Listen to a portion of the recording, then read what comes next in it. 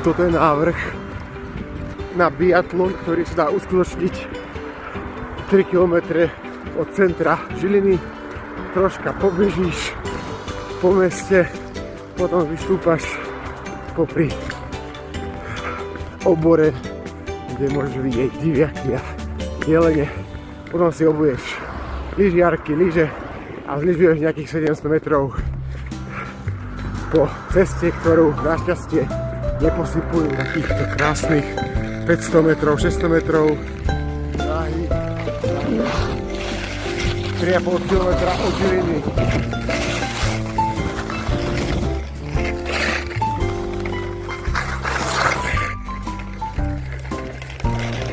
Tak, dobrý tip.